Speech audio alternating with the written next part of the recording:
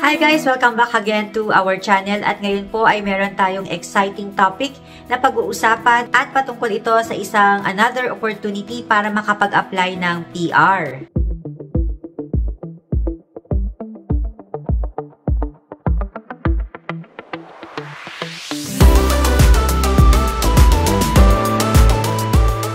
Mula sa Ontario Province ay meron pong bagong pilot program at ito ang Regional Economic Development through Immigration or REDI pilot program. And isa itong paraan para mai-address ang kakulangan ng mga skilled workers sa mga ilang lugar sa Ontario. Kaya stay tuned lang po para malaman natin ang mga details patungkol sa bagong program na ito. Heads up guys, mula January 2 hanggang December 31, 2025 ay magbubukas ang REDI pilot program sa Ontario. Layunin nito na mapunan yung mga labor shortages sa rural and northern regions sa pamamagitan ng provincial nomination sa mga qualified skilled workers. So kasama po sa mga rural and northern regions ang Lanark, Leeds, Grenville, Sarnia, Lambton, and Thunder Bay.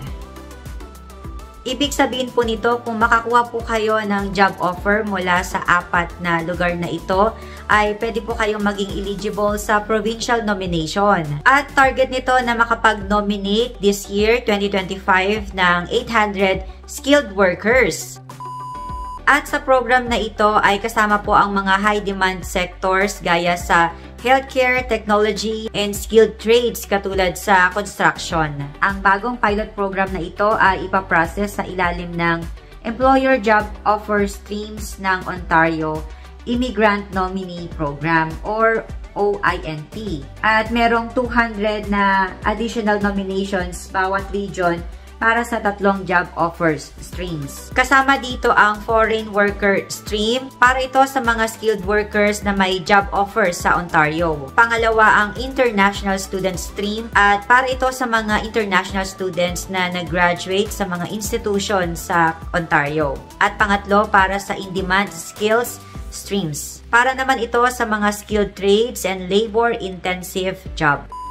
So guys, kung makakuha po kayo ng job offer mula sa apat na region na ito na sakop ng REDI pilot program. So again, yung mga kasama na lugar ay ang mga nasa Lanark, Leeds and Grenville, Sarnia, Lambton, and Thunder Bay. So guys, kung makakuha kayo ng job offer sa isa sa mga lugar na nabanggit natin na sakop sila ng REDI pilot program, ay pwede po kayong makapag-apply sa mga nabanggit natin na streams. And of course, i-consider din ang line of work and work background. May mga important details pa na dapat nating malaman kaya I highly suggest na basahin din natin ang mismong website ng ontario.ca para makita natin, mabasa natin yung mga important requirements na dapat nating ma-meet before tayo makapag-apply dito. And pag-usapan din natin ang step-by-step process ng application. So number 1, find an employer in one of the 4 regions. So nabanggit na natin yung 4 regions at kasama dito ang Lanark, Leeds and Grenville, Sarnia, Lambton, and Thunder Bay. So hanap lang po kayo ng employer doon. Number 2, secure a full-time permanent job offer. So kailangan po dito ay full-time and permanent job. Number 3, apply through an OINP, Employer Job Offer Stream. And then next, if approved, receive a provincial nomination. So next na po nito, pagka na-approve tayo ay marireceive naman natin ang provincial nomination ng Ontario, which will lead us to number 5, na magamit tong nomination na ito para makapag-apply tayo sa permanent residency sa federal. And heads up again guys na kailangan din natin ma-meet ang other requirements. So aside sa employer and job offer, full-time job, permanent job na makuha natin sa mga employer, importante din na ma-meet natin nga ang other requirements. So simulan natin sa unang stream, sa foreign worker stream. Number 1, full-time at permanent job offer and should be under Tier 0, 1, 2, or 3 sa NOC. Number 2, dapat may valid na license or authorization kung regulated ang job. Number 3, kailangan ng minimum 2 years work experience sa parehong occupation. Number 4, ang salary ay dapat hindi bababa sa median wage sa Ontario. And para naman sa international student stream, full-time at permanent job offer under Tier 0, 1, 2, 3 sa NOC. Number 2, dapat ay graduate mula sa isang Ontario institution sa loob ng huling 2 taon. Number 3, dapat pasok sa minimum salary requirement. And last, sa in-demand skills stream.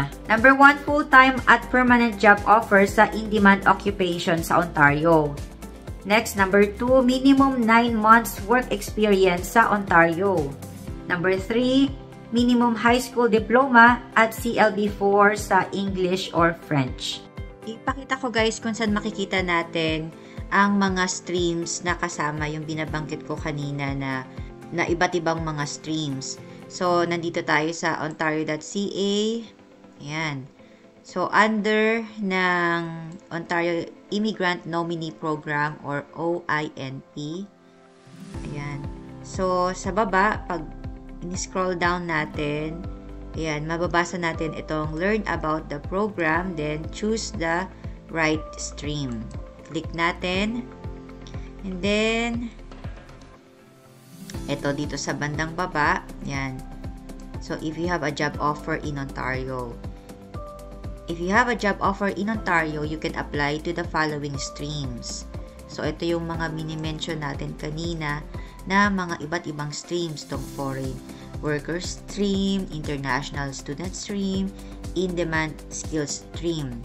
So, kung i-click natin, ayan, mas marami tayong mababasa na information.